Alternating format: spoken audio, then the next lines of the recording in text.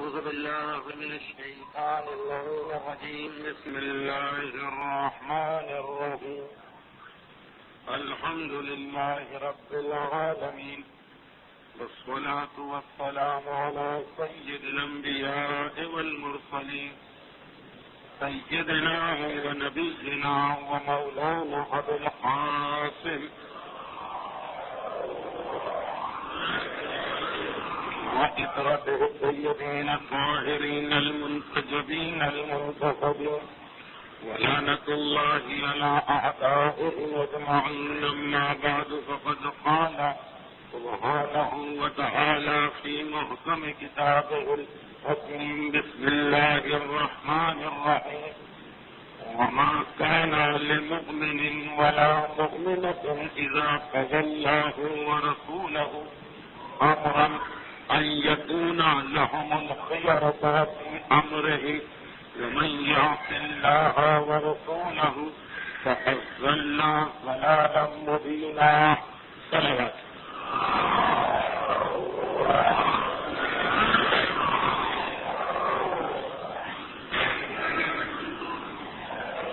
بڑے مجمع کے لیے یا یہ کہا جائے کہ اس مجمع کے بڑے حصے کے لیے شاید میری گفتگو خلاف توقع ہو، لیکن یہ یاد دلا دیا جائے کہ آج کی یہ مجلس در حقیقت ہر منگل کو کسی اداکارے کو ایک سلسلہ ہوتا ہے سیرت رسول کا، اسی سلسلے کی ایک پڑھی اسی سلسلے کی ایک گفتگو ہے، اور یہ سلسلہ مسلسل 6 سال سے جاری ہے، 6واں سال ہے، اور آج یعنی یہ 22 جنوری 1991 کی تقریر اس سلسلے تقریر نمبر 91 یعنی 91 ہے، موجودہ سال کی 12ویں تقریر۔ اب یقیناً وہ تمام مومنین کرام جو اس سلسلے کی گزشتہ تقاریب میں شرکت نہیں فرما سکے ہیں، ان کے لیے تو میری گفتگو کا پورا طریقہ بڑا عجیب رہے گا۔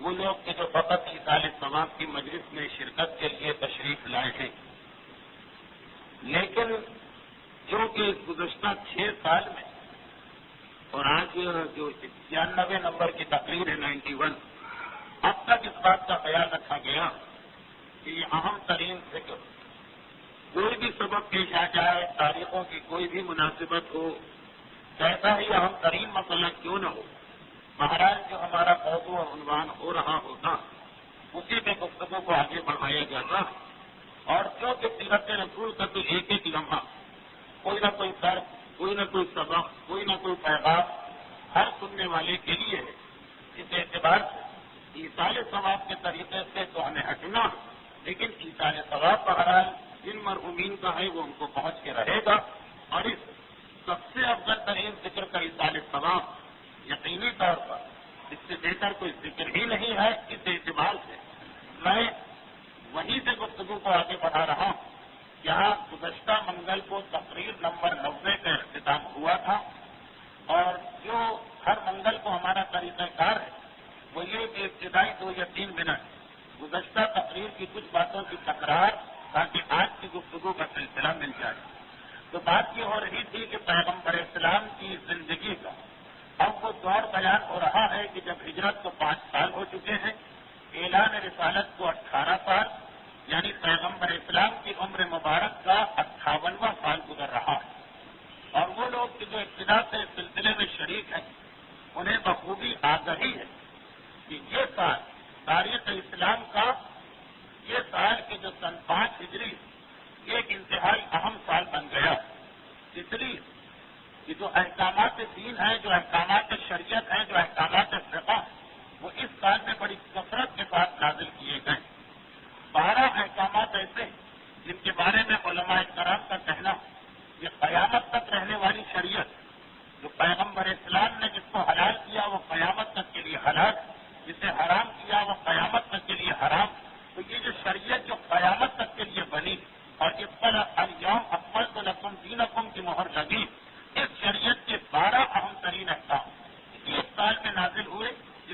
حالات بیان کیے جا رہے ہیں، اور ان 12 احکامات کے علاوہ اس سال پیغمبر اسلام کو سب اہم ترین واقعات کا سامنا کرنا پڑا، یعنی اکثر تو اس میں غزوے یا جنگیں یا مختلف قریبی صحابیوں کی شہادتیں۔ یہ 12 فقہی احکام جو ہیں ان میں سے 8 کا بیان اب تک ہو چکا اور باقی ماندہ آج بیان کیے جائیں گے۔ فقط سلسلہ کلام کو ملانے کے لیے اپنے پرانے مجمع کو یاد دلاتے ہوئے کہ یہی وہ سال ہے تاریخ اسلام کا کہ جب شراب باقاعدہ طور پہ حرام کی گئی۔ شراب جسے اسلام نے ہمیشہ سے ناپسندیدہ شے قرار دیا، لیکن 18 سال جو گزرے ہیں اب تک اسلام کے پیغام کو پہلی وحی نازل ہونے کے بعد سے 18 سال جو گزر گئے یا 18واں سال بلکہ چل رہا، اس میں شراب کی مذمت، شراب کی برائی، شراب کی خرابی مختلف طریقوں سے بتائی گئی، لیکن باقاعدہ طریقے سے شراب حرام اور گناہ ہے یہ حکم اس سال نازل ہوا۔ اس کے بعد یہی وہ سال ہے کہ جس سال تیمم کی آسانی امت مسلمہ کو ملی کہ اگر کوئی شخص اس نجاست میں ہو کہ غسل واجب ہے یا وضو کرنا اور پانی نہ مل سکے، تیمم جو 1,24,000 انبیاء میں سے کسی نبی کی امت کو سہولت نہیں دی گئی، پروردگار عالم نے رحمت للعالمین کے امتی ہونے کے صدقے میں ایک سہولت یہ ہم کو عطا کی، تفصیل اس کی پہلے آ چکی۔ اس کے علاوہ یہی وہ سال ہے کہ جس سال نماز خوف کا حکم آیا کہ اگر کبھی میدان جنگ میں دشمن سے مقابلے کے دوران نماز کا وقت آ جائے تو نماز کس طریقہ کار سے پڑھی جائے گی، تفصیلات پہلے آ چکی، لیکن فقط موضوع تک پہنچنے کے لیے چوتھا فقہی حکم جو اس سال نازل ہوا وہ نماز فجر کا حکم ہے۔ اسلام میں اب تک نماز فجر کا کوئی طریقہ نہ تھا، بلکہ جو نمازوں کی ترتیب ہمارے سامنے آتی وہ شروع اسلام سے دیکھ لیجیے۔ پیغمبر اسلام کے اعلان رسالت کے فوراً بعد نماز تو واجب ہو گئی، لیکن صرف 2 نمازیں واجب، یا فجر کی نماز یا مغرب کی نماز، ایک دن کے شروع کی نماز، ایک رات کے شروع کی نماز، اور یہ دونوں نمازیں بھی 2 رکعت ہیں۔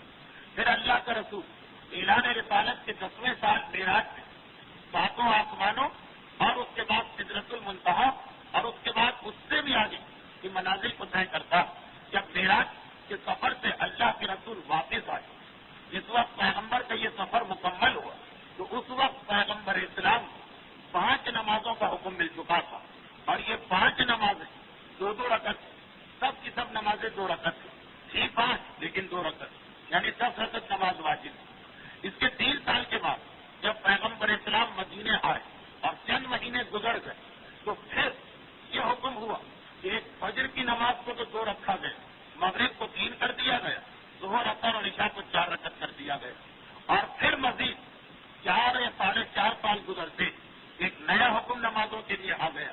یہ جو رکعتوں کی تعداد بڑھائی گئی، ان میں سے جتنی بھی 4 رکعتی نماز جب کبھی سفر میں جاؤ یہ پھر 2 رکعت رہ جائیں گے۔ تو اس انداز سے 4 مراحل اور 4 اسٹیجز حکم نماز ہمارے سامنے آیا۔ 2 نمازوں سے 5 نمازیں ہوئی، پھر ان 5 نمازوں کی رکعتیں بڑھی، اس کے بعد رکعتیں بڑھ کے سفر کی وجہ سے پھر رکعتیں کم ہو گئی۔ یہ رکعتیں کم ہونے کا طریقہ کہ جب کبھی سفر میں چلے جاؤ تو 4 رکعتی نماز 2 رکعت رہ جاتی، وہ بھی اسی 5 ہجری کے واقعات میں سے ایک واقعہ اور حکم فقہی۔ میں یہ بات محسوس کرتے ہوئے کہ جو صاحبان ایمان گزشتہ تقاریب میں نہیں تھے ان کی زحمت بہت زیادہ نہ بڑھے، تھوڑی زیادہ وضاحت کر رہا ہوں، اور میں عام طور پر گزشتہ باتوں کی تکرار ایک جملے میں ہو جاتی۔ تو یہ چوتھا فقہی حکم ہے جو اسی 5 ہجری میں نازل ہوا ہے۔ حکم شراب کی حرمت کے بعد، تیمم کے بعد، نماز خوف کے بعد نماز فجر، یہ چوتھا حکم۔ 5واں حکم جو اس سال میں نازل ہوا، آج تک باتیں بتا دی گئی تھی، اس اعتبار سے 5واں حکم جو نازل ہوا وہ سورج گہن اور چاند گہن کی نماز، بس یہی پہ ہماری گزشتہ تقریر اختتام کو پہنچی تھی کہ پیغمبر اسلام کی زندگی کے 58ویں سال میں جب 5 ہجری گزر رہا، جنگ خیبر سے جنگ خندق سے 2 یا 3 مہینے پہلے 5واں حکم یہ آیا کہ جب کبھی سورج کو یا چاند کو گہن لگے تو فوراً اللہ کی بارگاہ میں سجدہ ریز ہو جاؤ، یہ نماز آیات۔ اور یہ یاد رکھیے کہ ہمارے معاشرے میں نماز آیات کی خاصی مظلوم نماز نماز ہو گئی. اس اعتبار سے کہ جو باقی 5 یومیہ نمازیں فجر، ظہر، عصر، مغرب، عشاء، اس کی اتنی شہرت ہے کہ جو لوگ نماز نہیں بھی پڑھتے ان کو بھی پتا ہے کہ ہم کیا قضا کر رہے ہیں. چنانچہ بعد میں زندگی کے کسی مرحلے میں اگر قضا نماز پڑھی جاتی تو ان نمازوں کی تکرار بھی ہوتی، یا اگر کسی کے مرنے کے بعد اس کی اولاد یا گھر والے اس کی قضا نمازیں پڑھتے یا پڑھواتے تو اس میں بھی یومیہ نماز کا نام آ جاتا. لیکن نماز آیات جو اہمیت میں بے شک روزانہ کی نمازوں سے ذرا کم ہے، لیکن یہ بھی اگر وقت سے ادا نہ کی جائے تو بعض شرائط کے ساتھ اس کی بھی قضا واجب. اور جب انسان اپنی زندگی کے کسی مرحلے میں قضائے عمری کی جانب متوجہ ہو تو یومیہ نماز کے علاوہ نماز آیات کی جو ساری زندگی اس نے چھوڑی اور شرائط پوری ہو رہی ان کی قضا اس پر واجب. اور اسی طرح اگر کسی مرحوم یا مرحومہ کے وارث موت کے بعد اس کے لیے نیکی کا کوئی کام کرنا چاہ رہے تو اس میں اس کے قضا نمازیں پڑھوانے میں نماز آیات کی قضا بھی شامل ہے. اگر وہ شرائط پوری ہو جائے تو امام خمینی اور آغا خوئی کی کتابوں میں لکھی ہے، علماء بیان کرتے رہتے ہیں. ہماری اصل تقریر کا عنوان کچھ اور ہے، یہ تو صرف ایک ضمنی جملہ آ گیا. تو نماز آیات میں سے سورج گہن اور چاند گہن، اب یہ نماز کیسے واجب ہوئی یہ خود بڑا دلچسپ واقعہ، لیکن گزشتہ ہی منگل کو یہ مکمل ہوا تو بس صرف اشارہ کافی. اس کے بعد جماعت الآخر میں چاند کو گہن لگا، جس کی وجہ سے ہی نماز آ گئی. اور اسی 5 ہجری کے رجب مدینے میں زلزلہ آیا. مدینہ زلزلے کے علاقے سے ہٹ کر، زلزلے جو آتے ہیں بہرحال اس کی کوئی نہ کوئی جیولوجیکل ریزن تو ہوتی، علم طبقات الارض کے ماہرین کو بتا سکتے ہیں، اور باقاعدہ طور پر جن علاقوں میں زلزلے آتے ہیں اس کی بھی نشاندہی پہلے سے کی جا سکتی. لیکن سن 5 ہجری میں عام قانون اور طریقوں سے ہٹ کے مدینے میں زلزلہ آیا. مدینہ جو زلزلوں کا علاقہ نہیں تھا. تو نماز آیات ہماری فقہ کی ایک ایسی نماز ہے جو 4 موقعوں پہ پڑھی جاتی ہے، سورج گہن اور چاند گہن، یہ 2 چیزیں تو تھیں. زلزلے میں بھی یہ نماز پڑھی جاتی ہے، لیکن اس وقت تک کسی کو نہیں پتا. جب زلزلہ آیا مدینے کی زمین ہلی، لوگ گھبرا کے گھروں سے نکلے، پیغمبر کے پاس پہنچے، اللہ کے رسول یہ کیا ہو رہا؟ تو پیغمبر کا جواب تھا ان اللہ یستعقبکم فاستعقبوہ، اللہ اس وقت یہ چاہتا ہے کہ تم اس کی بارگاہ میں معافی مانگو، بس اس کے لیے معافی طلب کرو. یہ زلزلہ ایک نشانی قرار پائی، یہ پیغمبر کا جملہ ان اللہ یستعقبکم، اللہ اس وقت تم سے طلب معافی چاہتا ہے. اللہ کی یہ خواہش کہ اس کے بندے اس وقت اس کی بارگاہ میں ہاتھ پھیلا کے معافی مانگے. معافی فقط گناہوں کی نہیں ہوتی، یہ ذہن میں رکھیے گا. معافی کا تعلق، توبہ کا تعلق فقط گناہ سے نہیں، ورنہ امام معصوم کی یہاں دعائے توبہ ہم کو نظر نہ آتی. لیکن بہرحال توبہ کا پورا فلسفہ اس وقت بیان کرنے کا موقع نہیں. پیغمبر نے اصول بتایا کہ جب یہ عذاب خدا یا عذاب خدا کی ایک نشانی تم پہ ظاہر ہو رہی تو اس کا مقصد یہ ہے کہ اللہ یہ چاہتا کہ اس وقت اس کی بارگاہ میں توبہ کی جائے. بس تم سب کے سب توبہ کے لیے تیار ہو جاؤ. پھر لوگوں نے پوچھا اللہ کے رسول اس زلزلے کے موقع پہ کیا توبہ کریں؟ پیغمبر نے کہا وہی نماز پڑھو جو پچھلے مہینے تمہیں سورج چاند گہن کے موقع پہ پڑھا دی گئی تھی. تو نماز آیات میں سے زلزلے والی نماز اس موقع پہ سامنے آئی. اور یہی پر ایک اور چیز ضمنی طور پہ میں بیان کرتا جاؤں، یہ جو 5واں سال ہے یہ بڑا اہم سال ہے تاریخ اسلام کا. جنگوں کے اعتبار سے بھی اس میں جنگ خندق واقع ہوئی. اس کی سب سے بڑی اہمیت یہ کہ یہ آخری جنگ تھی جس کے مکے والوں میں اتنی ہمت ہوئی کہ وہ مسلمانوں کے مقابلے میں آئے. اور اس کے بعد پھر مکے والوں میں کبھی ہمت نہ ہوئی مسلمانوں کے مقابلے میں آنے کی. اور اسی ساتھ یہ سارے فکری مسئلے آ رہے ہیں. تو یہ جو حدیث آئی کہ زلزلہ اس لیے آیا کہ اللہ تم سے توبہ کروانا چاہتا، یہ حدیث بس اس سے زیادہ ہمارے یہاں اس کی کوئی تفصیل نہیں. لیکن اس حدیث کو پڑھنے ہی سے یہ اندازہ ہو رہا کہ شاید مدینے میں یہ تصور پھیل گیا تھا کہ بھئی ہم سب لوگ نمازی ہیں، روزے دار ہیں، شراب کو چھوڑ دیا ہے، کوئی گناہ نہیں کر رہے، تو اب باقی دعائیں مانگو، دعائیں توبہ کی ضرورت نہیں. شاید یہ تصور مدینے میں پھیل گیا تھا، تبھی پیغمبر کو کہنا پڑا، بتانا پڑا کہ اگر گناہ نہیں کر رہے تو توبہ کو یا استغفار کو ترک نہ کرو، اس کا سلسلہ مسلسل جاری رہنا چاہیے. تو خیر یہ 6واں فقہی حکم آیا کہ زلزلے کی صورت میں نماز پڑھنا. اس کے بعد اسی سال 7واں حکم یہ آیا کہ خبردار کسی بھی مرد یا عورت پر زنا کی تہمت لگانا حرام اور گناہ کبیرہ، چاہے تہمت لگانے والا معاشرے میں اتنا ہی قابل بھروسہ آدمی کیوں نہ ہو، پوری اس کی تفصیل آ چکی ہے اس سے پہلے، اور اسی میں یہ حکم بھی آ گیا کہ یاد رکھو کہ اگر شوہر بھی اپنی بیوی پر یہ الزام لگاتا تو اسے خاص طریقے سے اسلامی عدالت میں ان احکامات کو ثابت کرنا ہوگا۔ یہ 8واں حکم تھا جس کو لیان کہتے ہیں، اور 9واں حکم جو پچھلی تقریر میں آ گیا خاندانی منصوبہ بندی، اس کا پہلی مرتبہ اسلام میں تصور سن 5 ہجری میں آیا۔ یہ 9 مسئلے گزشتہ تقریر میں بیان ہو گئے، اب ہماری گفتگو آگے بڑھتی اور ایصال ثواب کی مناسبتیں بھی انشاءاللہ آخر گفتگو تک پیدا ہو جائیں گی، لیکن اس سے پہلے سیرت رسول۔ اب اسی سال اسی 5 ہجری میں ایک اور نیا حکم آ رہا، یہ جو حکم آ رہا ہے 10واں حکم، اس میں ایک بات میں پہلے سے عرض کر دوں کہ اس کا ہمارے معاشرے سے اتنا تعلق نہیں، یہ عربوں کا خاص الخاص مسئلہ تھا، انہی کے معاشرے کی پیداوار تھا، انہی کے معاشرے میں اس نے لوگوں کو پریشان کیا اور اسی معاشرے میں اللہ کے رسول نے اس کو حل کیا، اور وہ مسئلہ زہار کا مسئلہ کوئی کے ساتھ، یہ اس سال کا 10واں فقہی حکم ہے جو نازل ہوا۔ یہاں سے بالکل نئی گفتگو آج کی شروع ہو رہی۔ عربوں ایک طریقہ کار یہ تھا کہ بیوی پر مطلق حکومت کے قائد تھے عرب، یہ خرابی تو انڈیا اور پاکستان میں بہت شدت کے ساتھ پائی جاتی۔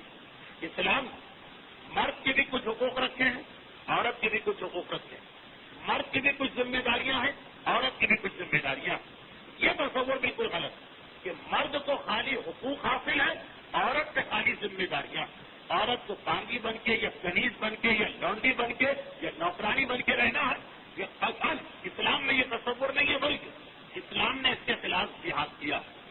عربوں کے معاشرے میں تصور یہی تھا کہ جیسے عورت نہیں ہے کوئی نوکرانی یا کنیز، اس کے نتیجے ذرا ذرا سی بات غصہ آیا اور ایک عورت کی زندگی تلخ ہو گئی، طلاق مل گئی، علیحدگی ہو گئی، اس کی زندگی تباہ ہو گئی۔ انہیں میں سے ایک چیز یہ عربوں میں یہ زہار کا رواج تھا کہ شوہر غصے میں آ گیا طلاق دے، ایک دوسری چیز یہ طلاق میں بلکہ یہ کہا کہ آج سے تو مجھ پر میری ماں کی پشت کی مانند، عربی میں پشت کو زہر کہتے ہیں، اسی سے زہار نکلا۔ تو اب یہ ایک جملہ کہا، مرد کا تو کچھ نہ بگڑا، اس نے دوسری شادی کر دی، لیکن اس عورت کی زندگی تو تباہ ہو کے رہے گی۔ اب یہ غصے کے عالم میں یہ جملہ نکل جانا عورت کی تباہی اور بربادی کے مترادف ہے۔ اچھا ہوتا بھی یہی کہ بدقسمت معاشرے میں کہ اگر اس قسم کا ظلم کرنے والا مرد پایا جائے اور اس کی بیوی پہ ظلم ہو رہا، تو اب یہ ہے کہ اس کو بیٹیاں دینے والے ہی لوگ بھی مل جاتے ہیں، یہ دیکھے بغیر کہ یہ ظالم بن گیا ہے اس مسئلے میں۔ ہاں دیکھیے ایکسیپشن ہر جگہ کہیں کہیں ایسا بھی ہوتا کہ عورت جو حق اسلام نے دیا اس کو مس یوز یا غلط استعمال کر کے شوہر کی زندگی کو تلخ کرتی، وہ ایک الگ بحث، لیکن عمومی مسئلہ پیغمبر کی زندگی کے 58ویں سال میں اور سیرت رسول کی صفحہ نمبر 51 جو سن 5 ہجری کے حالات کے بیان کے بارے میں ایک گھرانے میں ایسا ہی واقعہ پیش آیا۔ اچھا جب سے اسلام آیا اس وقت سے مسلمان عرب بہت محتاط ہو گئے، ان کو پتا ہے کہ عورت سے کتنا حق، انہیں پتا ہے کہ پیغمبر کتنی تاکید کرتے ہیں عورت کے حق کے بارے میں، چنانچہ طلاق کا بھی معاملہ کوئی نہیں ہوا، یہ معاملہ بھی نہیں ہوا۔ لیکن 17-18 سال کے بعد اس قسم کا واقعہ تو پیش آ سکتا۔ مدینے میں بہت ہی بوڑھے شخص خاص رہتے ہیں، بہت ہی بوڑھے، 70-75 سال کی عمر ہوگی، اسی اعتبار سے ان کی بیوی بھی 60-65 سال کی عمر۔ ایک دن وہ شام کو گھر میں تھکے ہوئے داخل ہوئے، بیوی نماز میں انہوں نے کی تفصیلات تو نہیں ہے تاریخ، ہمارے یہاں نمک تیز ہونے پہ طلاقیں مل جاتی ہیں، تو وہ جو تفصیلات نہ بھی ہو تو اتنا ہی جملہ کافی کہ بیوی بیچاری نماز پڑھ رہی اور شوہر دن بھر کا تھکا ہارا گھر میں داخل ہوا، اس نے اپنی بیوی سے کوئی کام کرنے کو کہا، بیوی نے سنی انسنی کر دی نماز کی وجہ سے۔ اچھا مرد کے لیے یہ بہت بڑی بات ہوتی، وہ یہ سمجھتا کہ میں حاکم ہوں، میں سردار ہوں، میں آقا ہوں، اس کی مجال کیسے ہوئی کہ اس نے میری بات کو سنا اور توجہ نہ دی، چنانچہ غصے کے عالم میں کہہ دیا کہ تو مجھ پر ایسی ہے جیسے میری ماں کی پوچھ، اور بس۔ اب یہ جو کہا، اب پہلی بات ذہن میں رکھیے کہ فقہ کا جو مسئلہ اکثر علماء بتاتے ہیں، امام خمینی کی کتاب میں بھی ہے، آغا کوئی کی کتاب میں بھی ہے، آغا حکیم نے بھی لکھا، آغا بروجردی نے بھی لکھا، جن کی کتابوں میں نہیں بھی ہے ان مراجع کا بھی فتویٰ یہی کہ گھر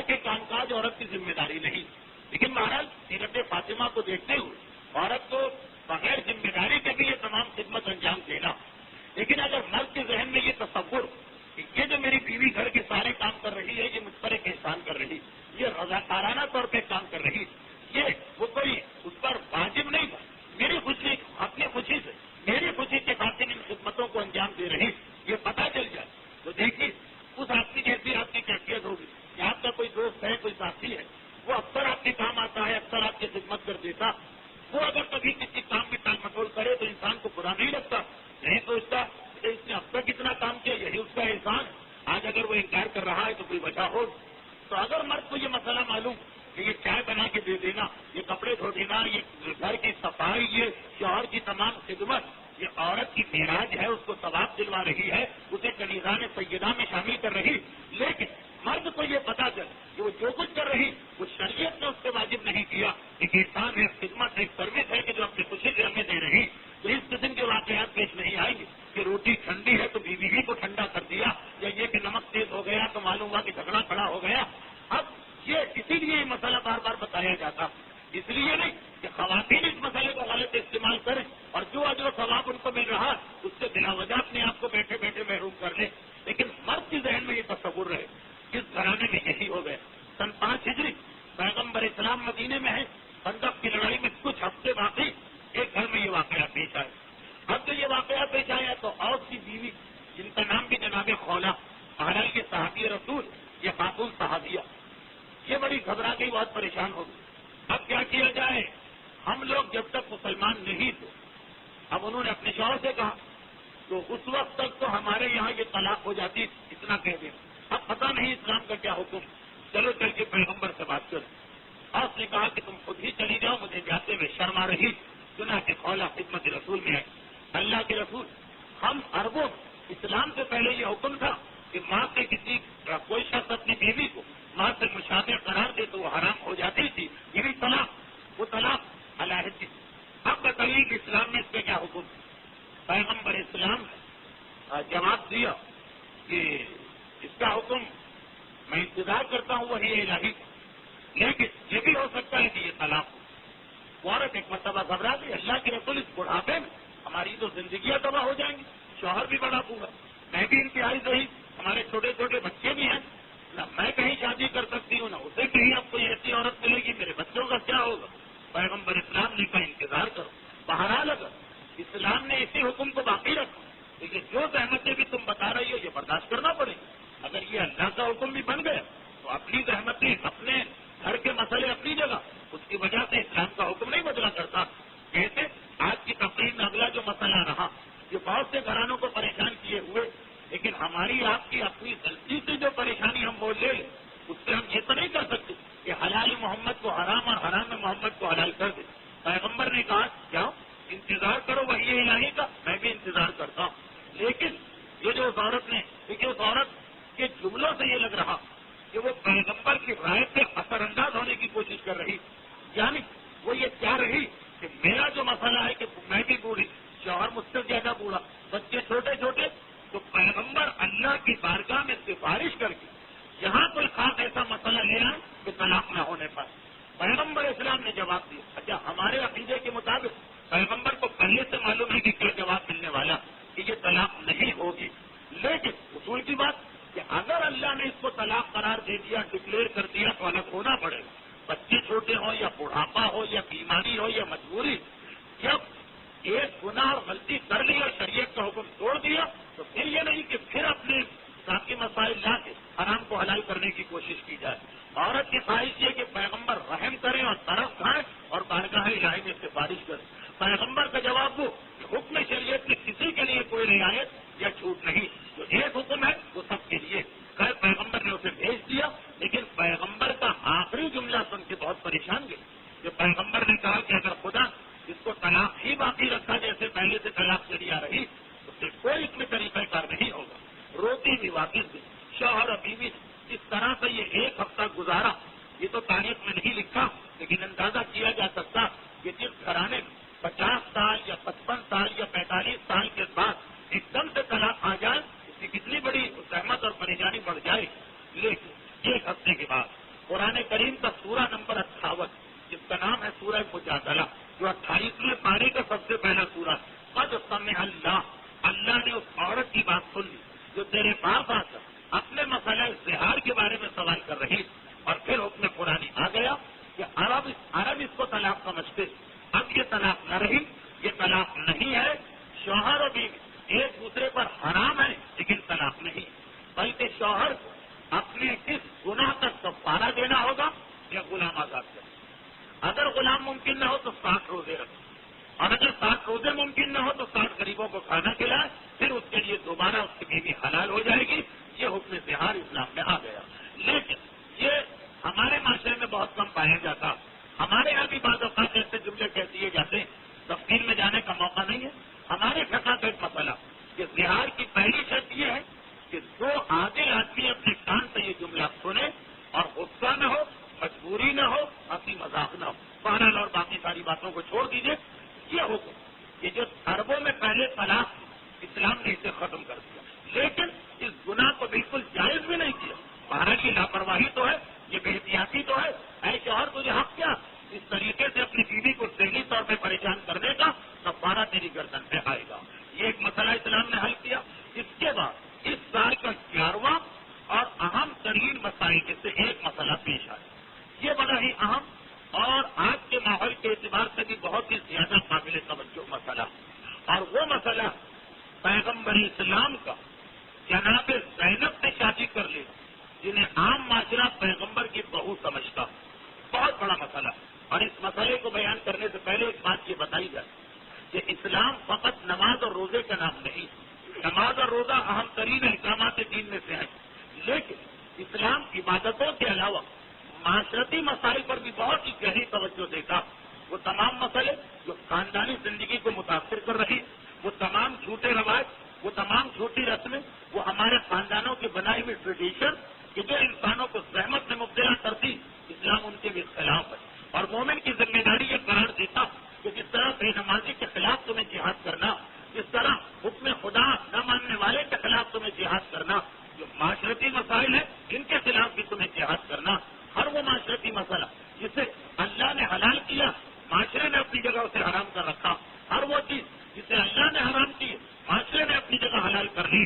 ان کا مقابلہ مومن کو کرنا. اور اس کی تفصیل میں جانے سے پہلے کہ مومن یہ جنگ کس طرح کرے، پہلے سیرت رسول کا واقعہ سن لیجیے. اور وہ قدیم رواج چلا رہا اور وہ تھا متبنہ یا ایڈاپشن کا. یعنی اگر کوئی شخص کسی لڑکی یا لڑکی کو لے کے پالے اور اس کو ایڈاپٹ کرے تو عربوں کے یہاں یہ تصور ہے کہ جیسے یہ سگا بیٹا ہے اور یہ سگی بیٹی ہے، اور اس سگا بیٹا اور سگی بیٹی ہونے کے بعد عرب اسے عراق میں سے بھی حصہ دلواتے ہیں کہ یہ اس کا بیٹا ہو گیا، اس کو حصہ ملے گا. اور وہی تمام پابندیاں آ جاتی اس باپ اور اس اولاد کے بیچ، جو سگے باپ اور سگی اولاد کے بیچ میں. اسلام اس تصور کو قطعاً نہیں مانتا. یہ ذہن میں رکھیے. ایڈاپشن کیا متبنہ، کسی یعنی اردو میں کہتے ہیں نئے پالک، کسی کو لے کے پال لینا، اس کو اسلام جائز قرار دیتا. بعض حالتوں میں یہ ایک بڑی نیکی بھی بن سکتی، لیکن اس کی وجہ سے پالنے والے اور جس کو پالا جا رہا ہے اس میں کوئی رشتہ نہیں بنتا. چنانچہ جیسے ہی وہ بالغ ہوگا پردے کا حکم بھی آ جائے گا. عراق میں اسے ایک پائی نہیں مل سکتی کہ اس کا حق. ہاں اگر کوئی وصیت کر جائے باپ، وہ دوسری بات ہے، وصیت کا حق تو ہر ایک کو ہے. ہر آدمی اپنے مال میں 1/3 کسی کو بھی دے سکتا. حتیٰ یہ ہے کہ مثلاً اردو محاورے میں کالے چور کو بھی دے سکتا. تو اگر اپنے نئے پالک کو دلوا دے وہ دوسری بات ہے، لیکن میراث میں سے کچھ نہیں ملے گا. اچھا مسئلہ کیا بنا؟ ایک جوڑے ایک مثلاً یتیم لڑکے کو لے کے پالا. اب جیسے ہی یہ لڑکا 15 سال کا ہوا، یہ جو اس کی ماں کہلاتی ہے، اس کے اور اس لڑکے کے بیچ میں پردہ گیا، نامحرم بن گیا. اس لیے کہ لے کے پالنے سے رشتہ نہیں بنتا. یا اگر کسی یتیم بچی کو لے کے پالا، 9 سال کی ہوگی، یہ اس کا باپ اور بیٹی، اس کے بیچ میں پردہ گیا، یہ نامحرم بن گیا. اس لیے یہ کہ اور کوئی خونی رشتہ نہ ہو. یا اپنے بھائی ہی کی بیٹی کو لے کے پالا تو وہ تو بالغ ہو کر بھی محرم رہے گی، لیکن بیٹی کی وجہ سے نہیں بلکہ بھتیجی ہونے کی وجہ سے. یا کسی عورت نے اپنے بھائی کے بیٹے کو لے کے پالا تو اس کی تو وہ محرم ہی رہے گی خالہ ہونے کی بنا پر یا پھوپھی ہونے کی بنا پر. لیکن یہ نئے پالک کا کوئی رشتہ اسلام میں نہیں. اچھا یہ تو ٹھیک ہے بات. ہمارے یہاں جو رشتے بنائے جاتے ہیں، یہ انکل ہے، وہ آنٹی ہے، وہ منہ بولا بھائی ہے، وہ منہ بولی بہن ہے، یہ اگر فقط احترام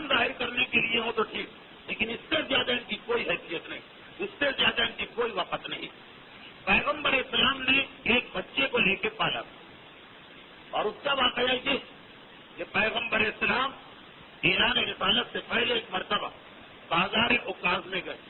اوکاز وہ جگہ ہے کہ جہاں اربوں کا سالانہ میلہ لگتا ہے, اور وہاں سے جہاں سالانہ میلہ ہوگا وہاں سے چیزیں بیچی جائیں گی. ہر قسم کی دکانیں ہوں گی, کپڑے کی دکان, زیورات کی دکان, برتن کی دکان, مختلف چیزوں کی. اسی میں منڈی لگتی تھی جانوروں کی, اسی میں منڈی لگتی تھی غلاموں اور خریدوں کی. جہاں پہ اس قسم کا کوئی سالانہ میلہ ہوگا ایک چھوٹی سی منڈی تو خود بخود لگ جائے گی. جب پیغمبر اس میلے میں تشریف لے گئے تو پیغمبر اسلام نے دیکھا کہ ایک چھوٹا بچہ وہاں فروخت ہو رہا, مگر شکل و صورت سے یہ لگ رہا کہ بہرحال کہ ہے کسی شریف گھرانے. پیغمبر نے اس کو خرید لیا اور اپنے ساتھ لے کے آ گئے. یہ جو ہمارے یہاں کی زیادہ مشہور روایت ہے. عام تاریخوں میں اس واقعے کو کسی اور طرح سے لکھا گیا کہ یہ بچہ جناب خدیجہ نے خریدا یا ان کو ان کے بھتیجے نے تو فتن دیا اور جناب خدیجہ نے شادی کے بعد یہ رسول کو دے دیا. لیکن ہمارے یہاں کی روایتوں میں کہ نہیں, جناب خدیجہ کو اس مسئلے سے تعلق نہیں, ڈائریکٹ پیغمبر خرید کے لائے. اس بچے کا نام تھا زید. پہلا پیغمبر اس کو پالنے لگے. بعد پتہ یہ چلا کہ یہ بچہ واقعاً غلام نہیں, کسی شریف خاندان کا ہے, بلکہ قبیلے کے سردار کا. اس کے دشمنوں نے اس بچے کو اغوا کیا, بازار میں لا کے بیچ دیا. اب جب اس کے باپ کو پتہ چلا تو باپ بہرحال سردار قبیلہ وہ مکے میں آ گیا پتہ چلاتے چلاتے کہ میرا اغوا شدہ بچہ کہاں. وہ مکے میں آیا. اچھا, اس زمانے کے دستور کے مطابق اغوا شدہ ہو یا خاصا ہوا ہو یا غلام, بہرحال جو بچہ کسی نے خرید لیا وہ خریدنے والے کی ملکیت ہے, کوئی اسے اس کی ملکیت سے چھڑوا نہیں سکتا. یہ اس زمانے کا قانون. تو اس بیٹے کا باپ حارثہ آ تو گیا مکے میں, حارث مگر پریشان.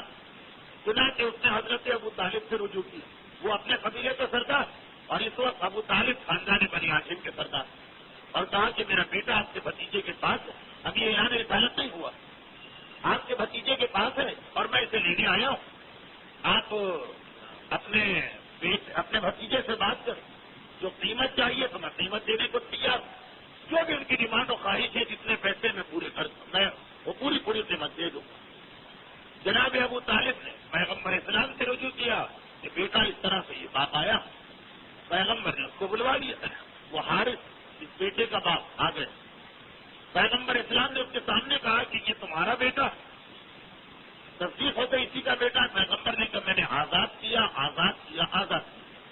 شاید تو پیغمبر غلام کے طور پہ نہیں لائے تھے, رحم کھا کے لائے تھے. جب باپ آ گیا ٹھیک ہے میں نے آزاد کیا. جیسے یہ سنا باپ خوش ہو گیا, کھڑا ہو گیا, کہنے لگا بیٹا ہے چلو میرے ساتھ. تو قسمت ہو کہ اتنی آسانی سے آزادی مل گئی.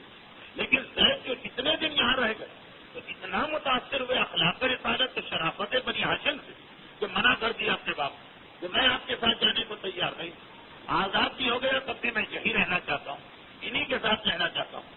بات نے پیغمبر سے کہا کہ آپ اس کو بھیجیے میرے ساتھ. پیغمبر نے کہا کہ نہیں, زبردستی نہیں ہوگی, آزاد کر دیا گیا ہے, تم جانو یہ جانو. جانے کو تیار نہیں ہے تو میں اس کے اوپر کوئی جبر نہیں کروں. اچھا دیکھیے, فقہی مسئلہ جو کئی دفعہ یہاں آ چکا اور ابھی بھی 3 ہفتے پہلے یہاں بیان ہو رہا. باپ کا احترام اسلام نے بہت بتایا, مگر بہرحال باپ کے احترام کی بھی کچھ حدود. جس طرح بھی شوہر بیوی کا مسئلہ چھڑ گیا, والدین اور اولاد کا بھی یہ مسئلہ کہ والدین اپنی تمام تر عظمت کے باوجود اپنی اولاد پر ایک حد سے زیادہ اختیار نہیں رکھتے. خصوصاً کوئی ایسا قدم اٹھانے کی ان کو اجازت نہیں کہ اولاد کی زندگی تباہ ہو کے رہ جائے. اور وہ کہیں ہم باپ ہیں, ہمارا حکم تو اس کو ماننا پڑے گا. اس کے اندر بھی اسلام نے حد رکھی. حتیٰ یہ کہ لڑکی تک کے بارے میں حق, ایک حد سے زیادہ باپ اپنی بیٹی کو کسی دنیاوی امر کے اندر مجبور نہیں کر سکتا, شادی تک میں مجبور نہیں کر سکتا. لیکن ہمارا جو ماحول بن گیا, جو بے دین لوگ ہیں ان کی تو بات چھوڑی, لیکن جو دیندار لوگ وہاں پہ اس دینداری میں بعض والدین غلط فہمی میں اپنی اولاد پر حد سے زیادہ زیادتی کر جاتے ہیں اور یہ سمجھتے ہیں کہ یہ حق اللہ نے ہم کو دیا. نہیں, ایسی بات اللہ نے سوائے رسول اور امام سے نامحدود حق کسی کو نہیں دیے.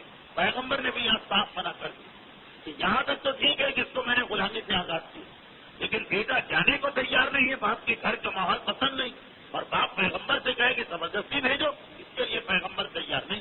یہ اسلام کی روح کے خلاف ہے. بہت ہی مشہور واقعہ, اسی سے آپ درس لے لیجیے کہ ہر چیز کی ایک حد ہوتی.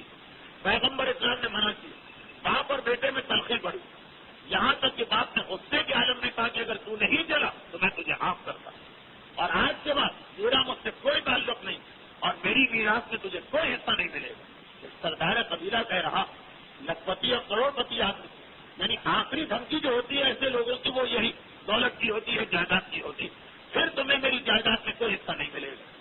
یہ بات اس سے پہلے بھی کئی دفعہ آ گئی۔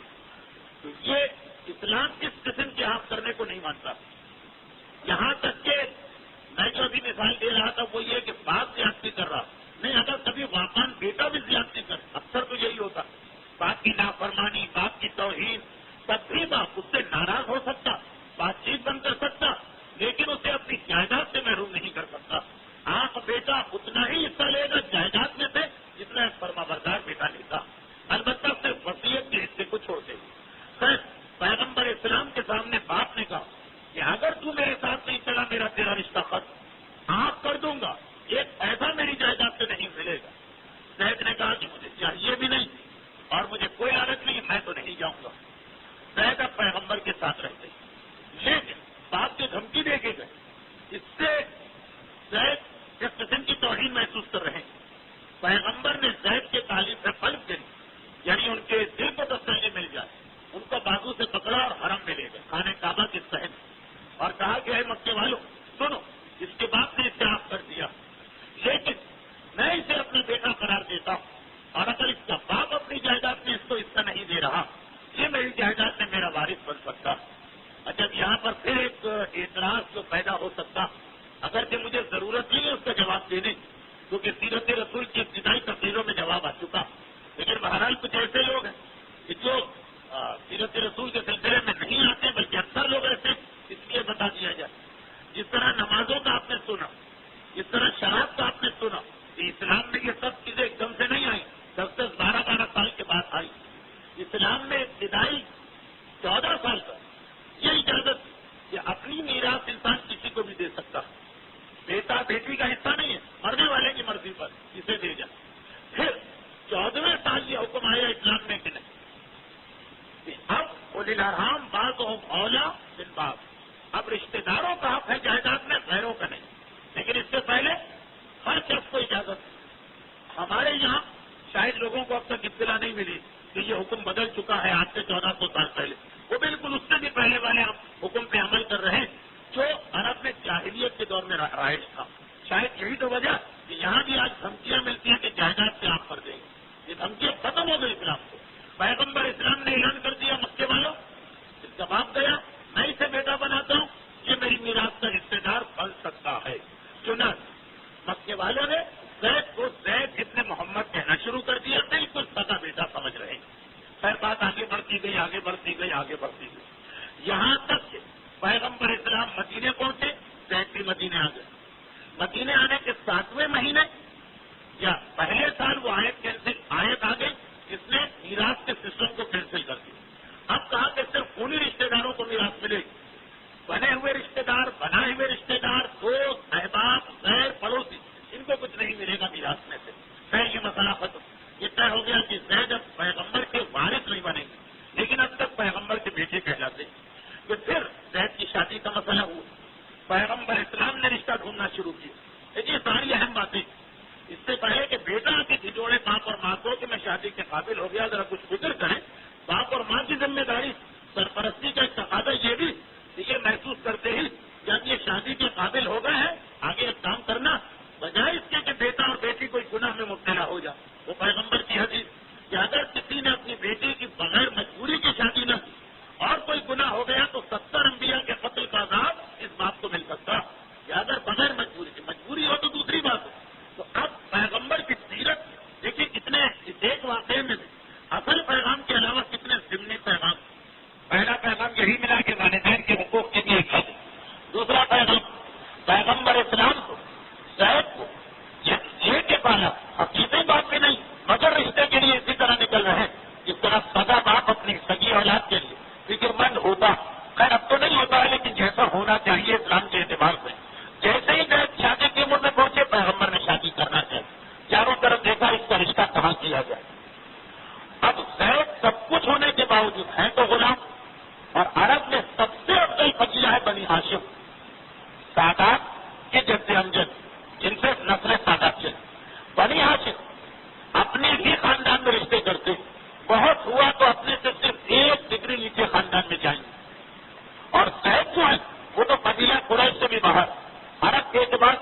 سب سے پست ہوتا ہے، اگرچہ اب غلام نہ رہے لیکن پہلے تو غلام تھے. چنانچہ یہ ایک ناممکن چیز سمجھ لیں کہ زید جیسے کا رشتہ پیغمبر کے خاندان میں ہو جائے، مگر پیغمبر کو تیسرا پیغام یہ بھی دینا کہ دیکھو اسلام میں صرف اور صرف تقوی اور ایمان چلتا، خاندان، نسل، قوم، زبان، جماعت، کمیونٹی، ان چیزوں کی کوئی اہمیت نہیں، کوئی اہمیت نہیں. ایمان اور تقوی بس یہ دو چیزیں معیار. چنانچہ پیغمبر نے زید کا جو بہرحال غلام ہے رشتہ اگر منتخب کیا تو اپنے ہی خاندان میں. پیغمبر کی سگی پھوپھی، پیغمبر کی سگی پھوپھی امیمہ کی بیٹی زینب، یہ پیغمبر کی سگی پھوپھی ذات بہن، اور مدینے میں یہ بہن اور بھائی ساتھ میں آئے تھے. یہ ہیں اور ان کے بھائی ہیں عبداللہ. زینب بنت جہش، جہش پیغمبر کے پھوپھا، ان کی بیٹی زینب، عبداللہ ابن جہش، جہش کے بیٹے عبداللہ، سگے بہن بھائی.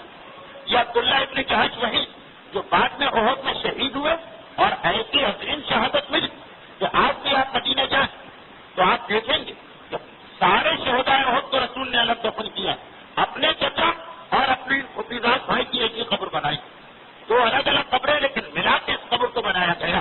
اتنی عظیم شہادت دی عبداللہ ابن جہش، اتنے عظیم شہید کہ باقی سارے شہدائے احد سے الگ. پیغمبر نے زید کی شادی کی لیکن خود پیغمبر فکر کر رہے جبکہ یہ حقیقی بیٹا بھی نہیں. پہنچے اپنے پھوپھی کے گھرانے میں. اچھا بزرگوں میں تو کوئی نہیں ہے، یہی بھائی بہن. پیغمبر نے ڈائریکٹ زینب سے بات کی، اسلام میں کوئی اس کی پابندی نہیں، ڈائریکٹ بات کی کہ میں تمہارے لیے ایک رشتہ لے کے آیا. جناب زینب کے پھوپھی کا کے مامودات بھائی ہوئے رسول کزن کے گھر میں گئے، پیغمبر نے رشتہ پیش کیا. اچھا تاریخوں میں یہ لکھا جناب زینب نے سنا، صاف انکار کر دیا.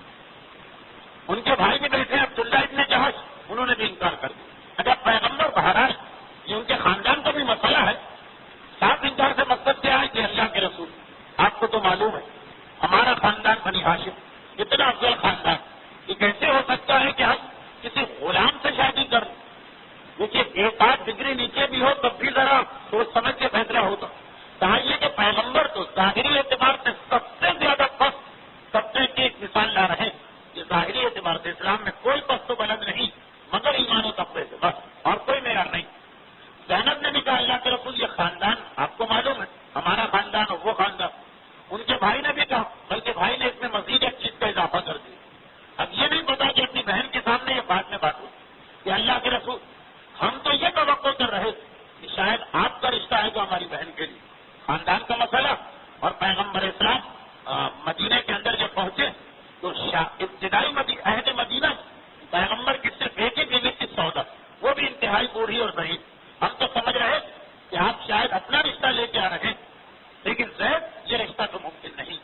پیغمبر واپس چلے اور سورہ احزاب کی 36ویں آیت نازل ہو گئی، اہم ترین آیتوں میں سے ایک. اگرچہ ہر آیت اہم لیکن ہمارے موجودہ ماحول جہاں آدمی اسلام کے حکم کے سامنے بھی اپنی عقل چلانا ضروری سمجھتا. اسلام کا حکم لکھا ہے کہ فقہی مسئلہ یہ نہیں، ہماری عقل میں تو نہیں آ رہا. یہی مسئلہ والدین والا مسئلہ اور اولاد والا مسئلہ، یہی شوہر اور بیوی والا مسئلہ جب آج سے 10 سال پہلے پڑھا گئے تھے اسی ممبر سے، کتنے ہنگامے نہیں ہوئے تھے اسی کارگر، کتنے ہنگامے نہیں ہوئے تھے اسی مجمع کے سامنے. نہیں ہماری عقل میں تو نہیں آ رہا یہ کیسے ہو سکتا. ایک آیت 36ویں آیت نازل ہو، اگرچہ یہ آیت آج جناب زینب کے بارے میں آئی اور ان کے بھائی کے بارے میں، لیکن اصول ایسا کہ قیامت تک چلے گا. وما کان للمؤمنۃ فما کان للمؤمن ولا مؤمنۃ اذا قضى الله ورسوله امرا ان يكون لهم الخيار. عجیب آیت. ولا کان للمؤمن، کسی مومن کو حق نہیں، ولا مؤمنۃ، کسی مومنہ کو بھی حق نہیں. اذا قضى الله ورسوله امرا، جب اللہ اور اس کا رسول کسی کام کو طے کر دے کہ یہ ہونا چاہیے. اب مومن کو اور مومنہ کو حق نہیں ہے ان یکون لهم الخیارہ کہ وہ اپنا اختیار استعمال کرے اپنے کام میں. خیارہ اختیار، جب اللہ اور رسول نے فیصلہ کر دیا کہ ایسا ہوگا، کسی مومن اور مومنہ کو حق نہیں کہ اپنے کاموں میں بھی اپنا اختیار استعمال کرے. ومن یعص اللہ ورسولہ، اور اگر کوئی اللہ اور رسول کی نافرمانی کرتا فقد ضل ضلالا مبینا، وہ کھلی ہوئی گمراہی میں مبتلا ہوا، بالکل صاف وہ گمراہ ہو گیا. جیسے ہی آیت قرآنی نازل ہوئی عبداللہ ابن جہش کی گھبرا گئے. زینب بنت بنت جہش بھی پریشان ہو. پیغمبر کو پیغام دے کے بلایا گیا. اللہ کے رسول اگر واقعات ہمیں پہلے نہیں معلوم، واقعات اگر ایسا ہی تو آپ کی مرضی پر آپ جہاں بھی چاہیں میری شادی کریں، جہاں بھی چاہیں میری بہن کی شادی کریں. اسلام ایک مسئلہ یہ ہے کہ ہر شخص مرد ہو یا عورت جب بالغ ہو جائے شادی کے مسئلے میں اس کی رائے مانی جائے گی. کماری لڑکی کے لیے باپ سے بھی پوچھا جائے گا، لیکن اصل میں لڑکے سے پوچھنا، ساتھ باپ سے پوچھنا، یہ اختیار ہر ایک کو حاصل. لیکن نبوت کے اختیار کے سامنے کوئی اختیار نہیں چلتا. اور نبی تمام مومنین سے زیادہ ان کے اوپر حق رکھتا. بہت سے ایسے مجھے یاد رکھیے، رسول اور اللہ کو ہر مومن پر اس سے زیادہ اختیار. جتنا ہمیں خود اپنے مال پر اختیار نہیں، اس سے زیادہ رسول کو ہمارے مال پہ اختیار. جتنا ہمیں اپنے جان پر اختیار نہیں، ہم سے زیادہ رسول کو ہماری جان پہ اختیار.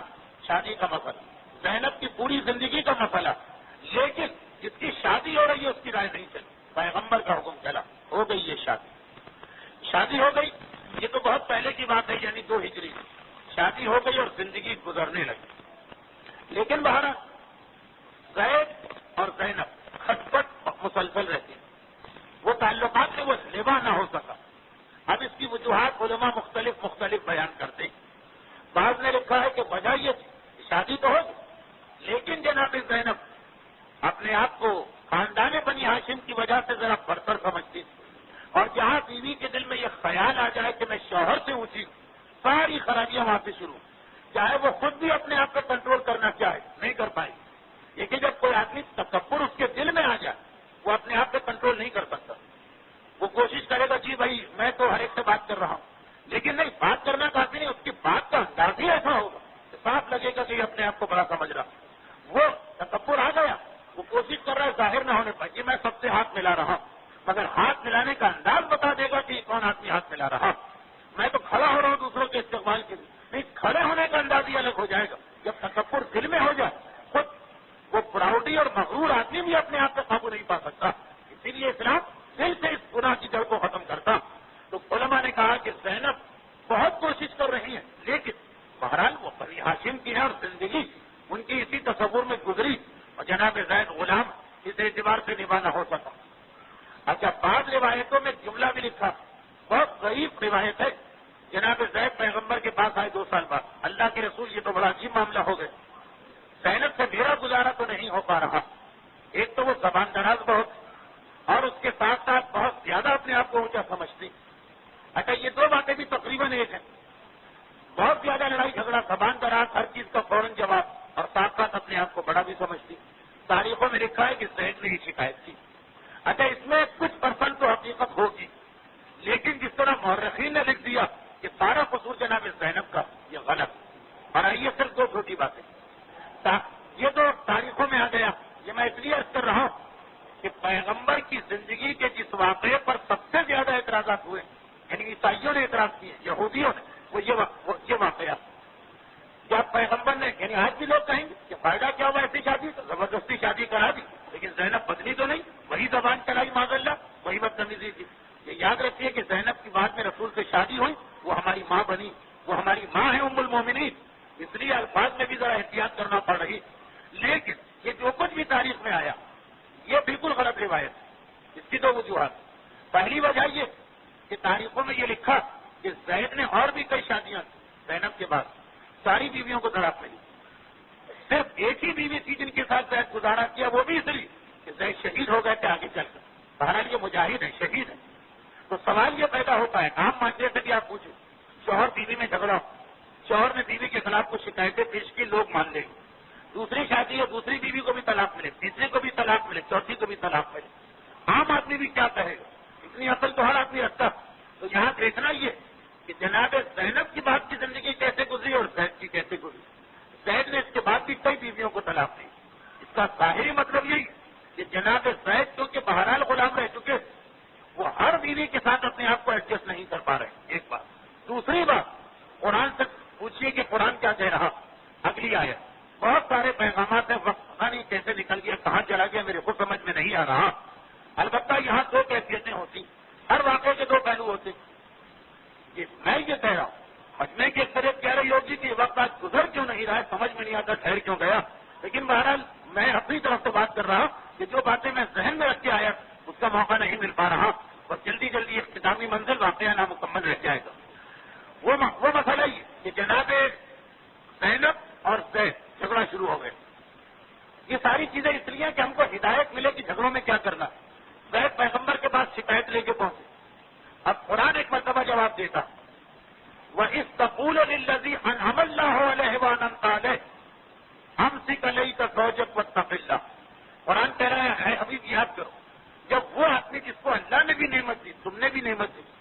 یہ غلام کو اتنا بڑا بنایا، رسول کی بہن کی شادی اس سے ہوئی، وہ تمہارے پاس آیا تو تم اس سے کہہ رہے تھے أَمْسِكْ عَلَيْكَ زَوْجَكَ، اپنی بیوی کو روکو، طلاق نہ دینا، وَاتَّقِ اللَّهَ، اللہ سے ڈرو. زید نے کہا تھا اللہ کے رسول اب مجھ سے برداشت نہیں ہو رہا، میں طلاق دینا چاہتا ہوں. پیغمبر نے کہا خبردار، اللہ سے ڈرو، طلاق اس کا ارادہ نہ کرنا. أَمْسِكْ عَلَيْكَ زَوْجَكَ، یہ قرآن کی آیت. اپنی بیوی کو روکو اور طلاق نہ دو، وَاتَّقِ اللَّهَ، اللہ سے ڈرو. یہ کتنی بڑی غلطی تم کرنے جا رہے. وہ طلاق جو ہمارے یہاں کتنی معمولی چیز بن کے رہ گئی، جس طرح سے جوتیاں بدلی جاتی ہیں اس طرح سے اب لوگ اپنے شریک حیات کو بدل لیتے ہیں.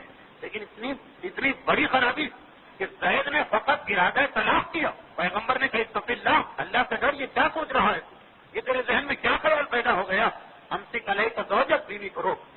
اب دیکھیے یہاں پہ سوال یہ پیدا ہوتا، یہ جس نقطے پہ میں بحث کر رہا ہوں فقط اس لیے کہ عیسائیت نے پیغمبر اسلام کو بدنام کیا اس مسئلے پر. سوال یہ پیدا ہوتا کہ قرآن یہ تو کلام خدا، اس میں تو کوئی روایت کی کمزوری نہیں. پیغمبر نے جب شوہر بیوی میں جھگڑا ہوا بیوی کو سمجھایا یا شوہر کو سمجھایا؟ قرآن کہہ رہا ہے کہ شوہر کو سمجھایا، بیوی سے کچھ نہیں کہا. لیکن شوہر کو سمجھانا یہ بتا رہا ہے کہ غلطی شوہر کی، خرابی زید میں. ورنہ اس سے کیوں کہتے کہ اللہ سے ڈرو؟ بیوی سے کہتے کہ تم اللہ سے ڈرو، اپنے شوہر کی نافرمانی کر رہی نہیں. بیوی کے بارے میں قرآن بالکل خاموش ہے، زید کے بارے میں کہہ رہا کہ پیغمبر اسے ڈرا رہے. یہی سے ایک اور چھوٹی سی بات، اور اسی 5 ہجری کا ایک واقعہ میں بیچ میں لا رہا ہوں موضوع سے ہٹ کر، لیکن ہے سیرت رسول کا واقعہ اور مجلس ختم.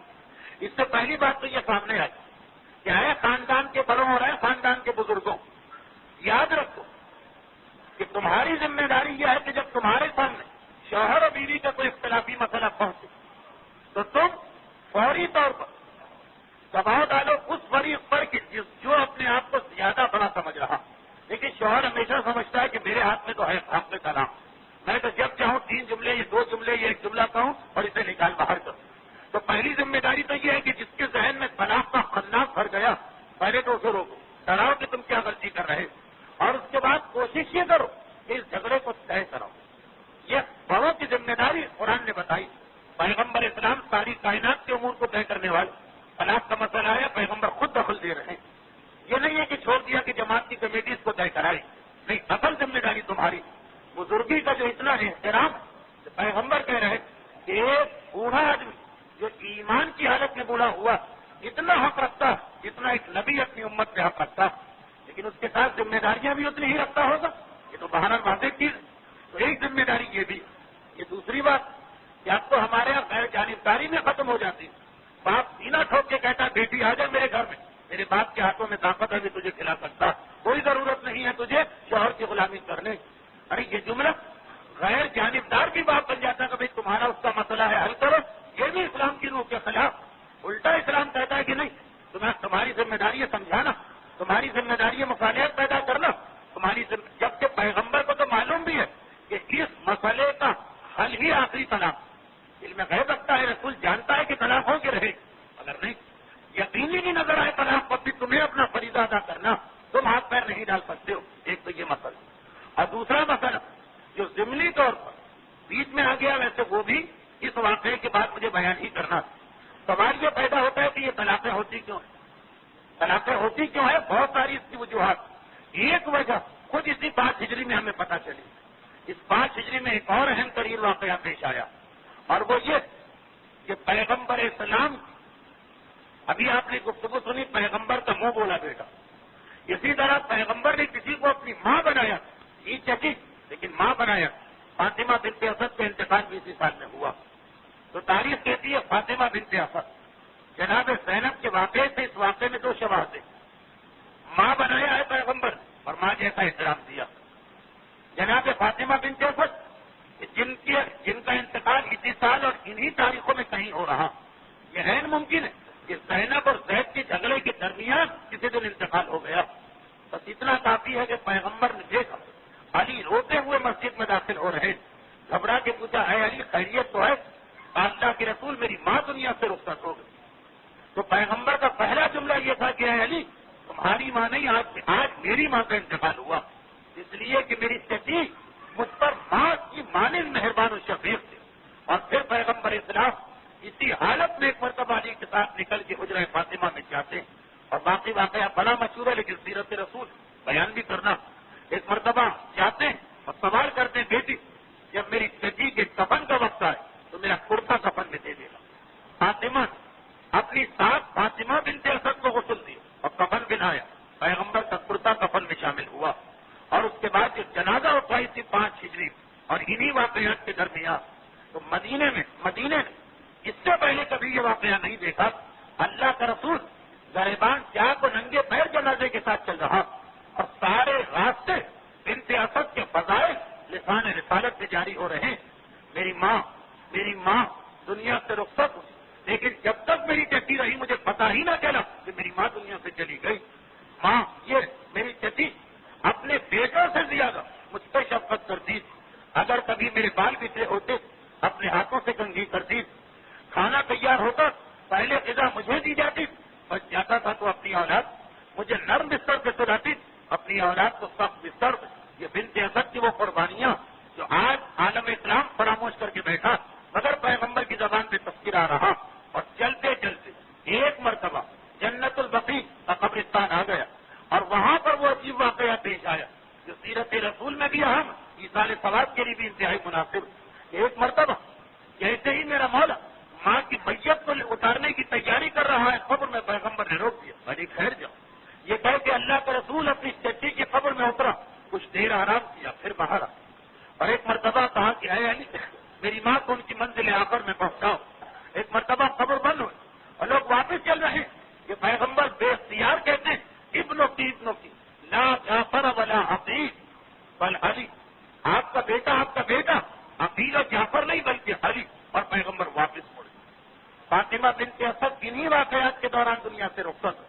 فاطمہ بنت اسد کے جنازے کے موقع پر یہ 3 عجیب جملے پیغمبر سے لوگوں نے سنے. کفن کا، قبر میں اتر کے آرام کا اور ابنوں کی لا عقیل ولا جعفر. لوگ سوال کرتے ہیں اللہ کے رسول ذرا بتائیے تو صحیح یہ آپ نے اپنا کرتا کیوں دیا؟ ایک دن میں اپنی چچی کے پاس بیٹھا تذکرہ ہونے لگا قیامت میں کچھ لوگ کفن پہن کے آئیں گے کچھ لوگ بے لباس ننگے آئیں گے. میری چچی گھبرا گئی. اے میرے بھتیجے میں تو تصور بھی نہیں کر سکتی. تو میں نے وعدہ کیا چچی آپ سے میرا وعدہ کہ اور کسی کے وہ عذاب آئے یا نہ آئے لیکن آپ لباس کے ساتھ میدان قیامت میں آئیں گے. اپنا کرتا میں نے اس لیے دلوایا کہ نبی کے جسم سے مس کرتے کو زمین بھی کوئی نقصان نہیں پہنچا سکتی. قیامت کے دن میری چچی میرے اس کرتے میں میدان قیامت میں حاضر ہوں گے. اللہ کے رسول آپ قبر میں اتر کے لیٹے کیوں؟ اس سے پہلے بھی مدینے میں کتنوں کا انتقال اور کتنوں کی شہادتیں ہوں کسی کو یہ اعزاز نہ ملا. اس لیے کہ ایک دن چچی کے سامنے بچارے قبر کا عذاب بیان ہونے لگا کہ ہر مردے پر قبر کی پہلی رات قبر کی دیواریں فشار پہنچاتی اپنے درمیان مرنے والے کو لے کے دباتی دیوار سے دیوار اور مرنے والا اس کے بیچ سے دب جاتا. یہ عذاب میری چچی گھبرا گئی. کہا ہے میرے بھتیجے میں تو اس عذاب کو برداشت کرنا اس کا تصور بھی نہیں کر سکتی. میں نے وعدہ کیا چچی آپ سے میرا وعدہ سب پہ یہ عذاب آ سکتا ہے آپ پر نہیں. اور اس لیے میں قبر میں اترا کہ جس قبر کو نبی کا جسم مس ہو جائے اب وہ کسی کو عذاب نہیں پہنچا سکتی. تیسرا سوال اللہ کے رسول یہ ابنوں کی کیوں کہا؟ جیسے ہی قبر بند ہوئی سوال و جواب والے فرشتے آ گئے. سوال کیا تیرا رب کون ہے؟ میری چچی نے جواب دیا. تیرا نبی کون ہے؟ میری چچی نے جواب دیا.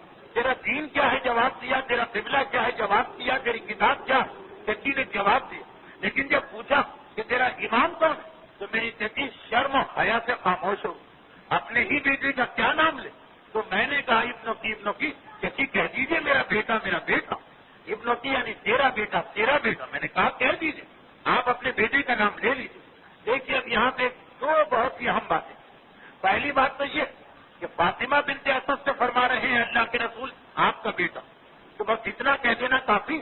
کیا بنت اسد کو نہیں معلوم کہ میرا کون سا بیٹا امام؟ معلوم، ہمارے عقائد میں ہے، تاریخ بھی ہمارے ساتھ ہے، یہ معلوم ہے۔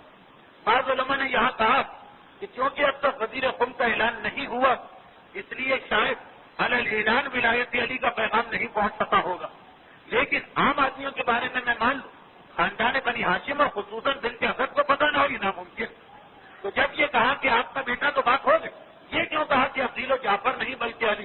اس لیے کہ رسالت و امامت ہر واقعے میں تبلیغ کا پہلو ضرور شامل کر دیتی، کہ صرف فاطمہ بنت اسد ہی کو پیغام نہ دیا، اس وقت جتنے لوگ بھی جنازے میں حاضر تھے سب کو یہ پیغام پہنچانا تھا۔ اگر خالی تیرا بیٹا کہہ دیتے تو لوگوں کو کیا پتا چلتا کہ بنت اسد کا کون سا بیٹا، خصوصاً اس لیے کہ جو لوگ مدینے میں نئے مسلمان ہوئے، مکی کے حالات سے واقف نہیں، تو اب یہ کہتا کہ عقیل نہیں، جعفر نہیں بلکہ علی، بنت اسد کو نہیں بتا رہے بلکہ سننے والے بجمے کو بتا رہے کہ آج علی کی ماں کی قبر پر علی کی ولایت کا اعلان ہو رہا، سارا مدینہ متوجہ ہو جائے۔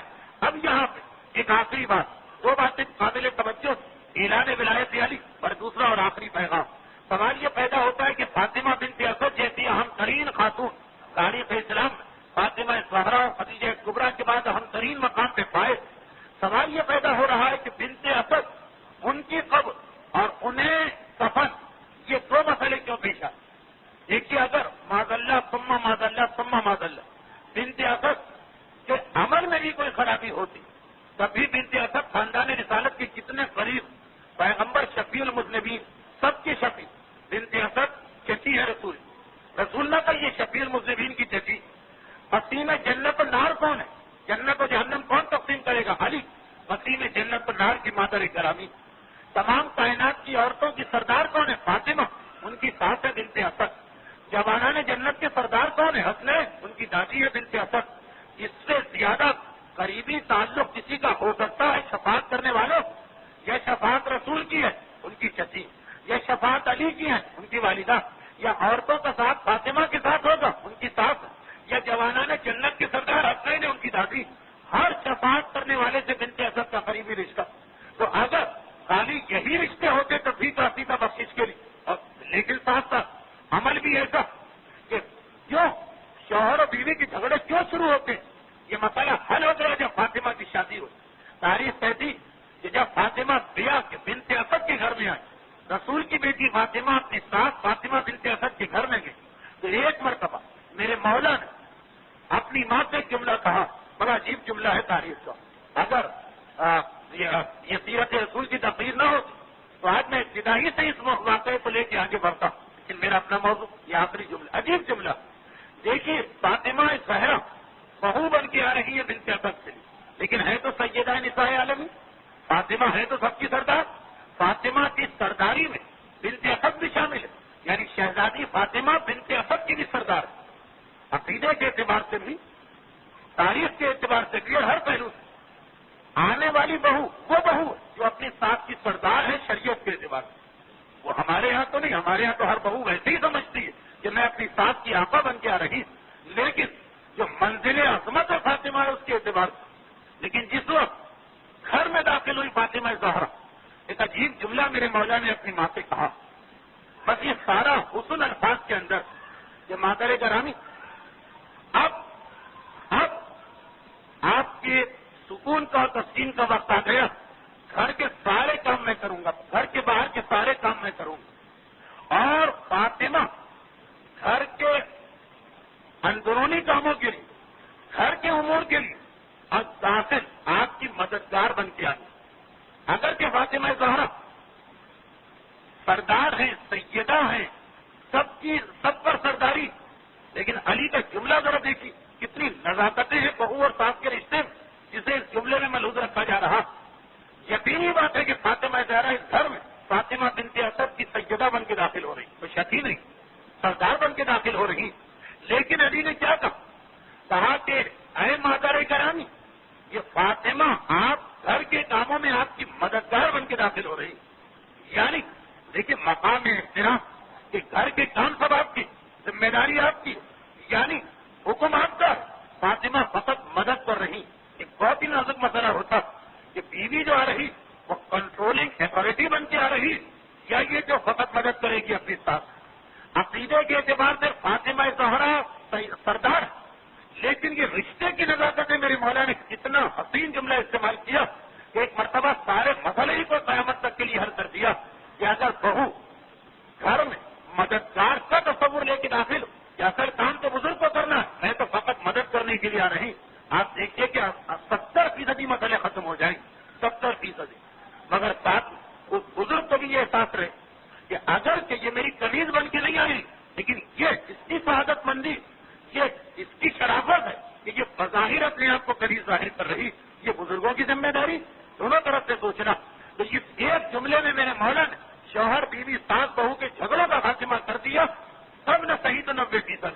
یہ خیال ہے یہ بزرگ فقط مددگار کے طور پہ آ رہی. یہ فاطمہ بنت اسد کا یہ مقام کہ میرا مولا بھی اپنی ماں سے احتیاط کے ساتھ گفتگو کر رہا.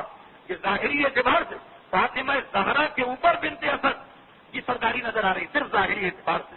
لیکن بنت اسد ہر اعتبار سے واقعا فاطمہ زہرا کے لیے مددگار بنی. معذاللہ کبھی کوئی حکم نہیں چلائے. عمل بھی ایسا، نماز روزہ عبادت، رشتہ بھی ایسا، عمل بھی ایسا. پھر بھی بنت اسد قبر سے ڈری، قیامت سے ڈری. اب ایک سوال ہے میرے پاس، گفتگو ختم ہوئی کہ جب ایسی عظیم خاتون بھی قبر اور قیامت سے ڈر رہی، رشتہ داری میں دیکھیے ان سے زیادہ کوئی اہل بیت سے قریب نہیں. عمل میں دیکھیے ان سے زیادہ کوئی اہل بیت سے قریب نہیں، اہل بیت سے قریب نہیں. ہم نہ رشتہ داری میں اتنے قریب، نہ عمل میں اتنے قریب. ہم کتنے ساتھ سے بیٹھے کہ جیسے جنت ہماری جاگیر، اور جیسے معذاللہ اہل بیت کا کام ہی یہ ہے کہ وہ ہماری خدمت کرے. معذاللہ کہ ان کی ذمہ داری ہے کہ ہمیں قبر سے بچائیں، قیامت سے بچائیں، پورے صراط سے بچائیں. دیکھیے ہمارا ٹھاٹ بھی تو دیکھیے، ہماری شان بھی تو دیکھیے، ہمارا تکبر بھی تو دیکھیے، ہمارا اطمینان بھی تو دیکھیے. وہاں فاطمہ بنت اسد محترم خاتون یہ جو قبر سے اور قیامت سے ڈری، تو کچھ تو اس کے اندر حقیقت ہوگی کہ بنت اسد جیسی خاتون کا جسم کانپ اٹھا. رسول کو وعدہ کرنا پڑا، خصوصی وعدہ. بھائی اگر وہ ایک عمومی وعدہ کہ ہر مومن کی مدد ہوگی تو بنت اسد کو اطمینان کیوں نہ تھا؟ نہیں پتا کہ صاحبان ایمان پر بھی عذاب آ سکتا. ایسی عظیم خاتون عقیدے میں بھی عظیم، عمل میں بھی عظیم، رشتہ داری میں بھی عظیم، وہ تو قبر و قیامت سے ڈرے. اور ہم جو ان کی پاؤں کے خاک کے برابر عمل میں بھی نہیں، عقیدے میں بھی نہیں، اہل بیت سے رشتہ داری میں بھی نہیں. ہم نے کتنا آسان سمجھ لیا ہے جنت کو، ہم نے کتنا آسان سمجھ لیا ہے نمازیں قضا کرنا، روزے نہ رکھنا، خمس نہ نکالنا، احترام والدین کا خیال نہ رکھنا، کسی کی غیبت، کسی کو جھوٹ، کسی سے حسد، رزق حرام، کسی کو دھوکہ، کسی کو فراڈ. اور نہ صرف یہ کہ حلال سمجھ لیا بلکہ یہ آرٹ بن کے رہ گیا. باعزت ہے وہ انسان جو دوسروں کو دھوکہ دینے کے طریقے جانتا، اور دوسروں کو دھوکہ دیتے دیتے خیال آ گیا کہ معاذ اللہ خدا کو بھی دھوکہ دے جائیں گے، ہوں گے جہنمی پہنچ جائیں گے کسی طرح جنت کے اندر. مگر یہ ساری دھوکے بازیاں یہاں تک کی ہیں. قیامت کے میدان میں یوم تبلی السرائر، قرآن کہہ رہا قیامت کیا ہے؟ ہر پوشیدہ چیز ظاہر ہو جائے گی. وہاں پہ یہ فراڈ، وہاں پہ یہ دھوکے نہیں چلیں گے. تو یہ واقعہ بتا رہا کہ انسان کو کتنا زیادہ اپنی قبر کے لیے اہتمام کرنا، کتنا زیادہ اپنی قبر کے لیے تیاری کرنا. اور وہ تیاری کیا ہے؟ حقوق اللہ بھی ادا کرو اور حقوق الناس بھی. اور یہ وہ منزل ہے کہ ہم عام حالت میں ادا نہیں کرتے. انہی فاطمہ بنت اسد کی بہو فاطمہ زہرا جب کوڑے سے زخمی ہو چکی ہے، اس کے بعد بھی بتایا کہ حقوق اللہ اور حقوق الناس کا توازن کیا ہے. کیا ہے یہ توازن؟ فاطمہ زہرا کوڑے سے زخمی ہوئی تو ایسا زخمی ہوئی کہ شہادت سے ایک ہفتے پہلے فاطمہ اس قابل نہ رہی کہ بستر سے اتر کے نماز تک پڑھ سکے. دیکھیے ایک جملہ میں آپ کو ہمیشہ کام آنے والا جملہ بتاتا ہوں. جب کبھی کسی امام یا معصومہ کے حالات میں یہ پڑھیں کہ اس نے نماز بیٹھ کے پڑھی تھی، سمجھ لیجیے گا کہ وہ قیامت کا دن تھا. اس لیے کہ کتنی ہی بڑی مصیبت کیوں نہ، معصوم یا معصومہ بیٹھ کے نماز کبھی ادا نہیں کرتا. اللہ کی عبادت کی طاقت آ ہی جاتی، واجب نماز میں ممکن ہی نہیں. سینت کبریٰ شام کے قید خانے میں بیٹھ کے نماز پڑھ رہی ہے. میرا مولا سید سجاد حیران ہو گیا، پھوپھی اماں آپ نے شام غریبہ بھی بیٹھ کے نماز ادا نہیں. آج زندان شام میں آپ وہ بھی سنتی نماز شب. سید سجاد تک کو یقین نہیں آ رہا. تو جب فاطمہ زہرا کے حالات میں لکھا کہ شہادت سے ایک ہفتہ پہلے اتنی کمزور تھی کہ واجب نمازیں بھی بیٹھ کے اور بستر ہی پہ بیٹھ کے ادا کرتی تھی، بستر سے اترنے کی طاقت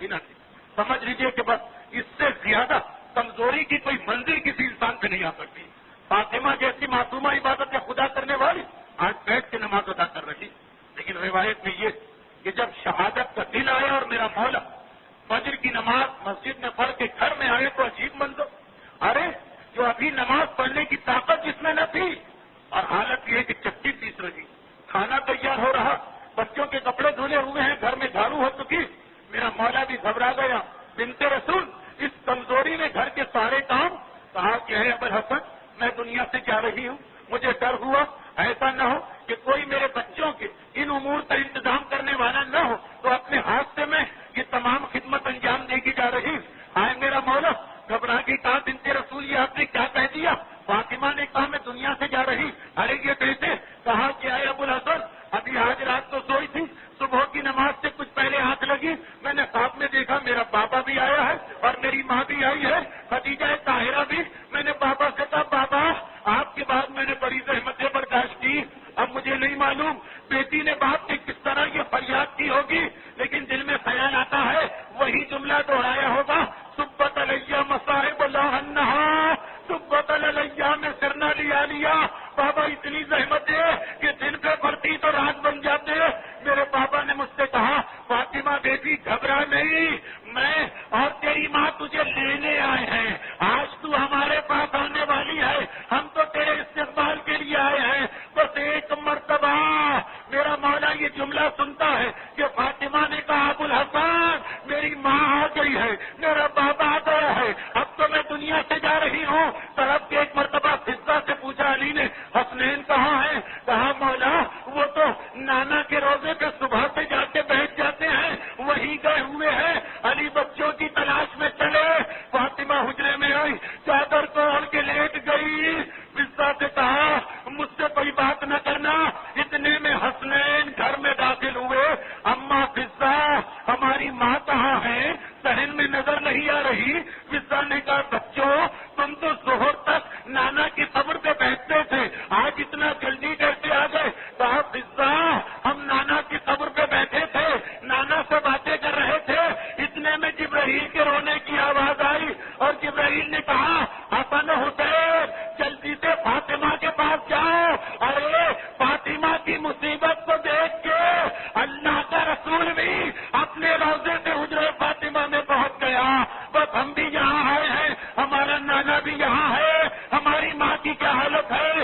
ایک مرتبہ حجرے میں داخل ہوئے، تاریخ کہتی ہے کہ بس حسن اور حسین نے ماں کو پکارا، فاطمہ نے کوئی جواب نہ دیا، حسن پائتی بیٹھے، حسین چڑھانے گئے، حسن نے پھر ماں کے پیروں کو ہلایا، اماں اماں کوئی جواب نہ آیا، حسین سرہانے ہیں، چادر کو ہٹایا، ہاتھوں میں ماں کا چہرہ لیا، اماں اماں دو مرتبہ پکارا، کوئی جواب نہ آیا، حسین کا عجیب جملہ، اماں یہ آج کون سا دن آ گیا تیرا حسین تجھے پکار رہا ہے اور تو حسین کو جواب نہیں دیتی، واہ غربتا واہ غربتا، بس اتنا کہا، مقتل کا جملہ، ایک مرتبہ فاطمہ کے ہاتھوں نے حرکت کی، حسین کو اپنے سینے سے لپٹا لیا، شہزادی واہ غربتا کی فریاد سن کر آپ برداشت نہ کر سکی،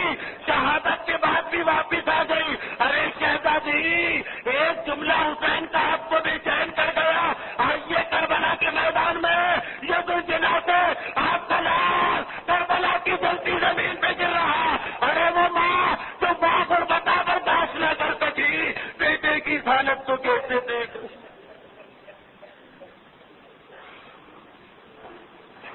اجرکم اللہ پروردگارہ، فاطمہ زہرا کی مصائب کا واسطہ تمام صاحبان ایمان خصوصاً جن مرحومہ کے سال ثواب کی مجلس اعلیٰ دلین میں نے جوار معصومین سے ملک فرماؤ، ان مصائب اہل بیت اور مصائب فاطمہ کا واسطہ تمام صاحبان ایمان خصوصاً مرحومہ کے جملہ پسماندگان جتنے اور مرحومین ہیں ان کے پسماندگان اور اس مجلس میں موجود مومنین اور مومنات کو، ان کی اولادوں کو، ان کی عزتوں کو، ان کے مال کو اپنے حفظ و ایمان میں رکھ، پروردگارہ جس اسلام کی خاطر فاطمہ اور حسین مظلوم نے اتنے مصائب برداشت کی، ہمیں دین کے احکامات پہ عمل کرنے کی توفیق عطا فرما، اور ان مظالم کے انتقام کے لیے خصوصاً مصائب فاطمہ زہرا کے انتقام کے لیے فاطمہ ہی کے وارث و فرزند اپنی آخری حجت امام عصر و زمان کے ظہور میں تعجیل فرماؤ.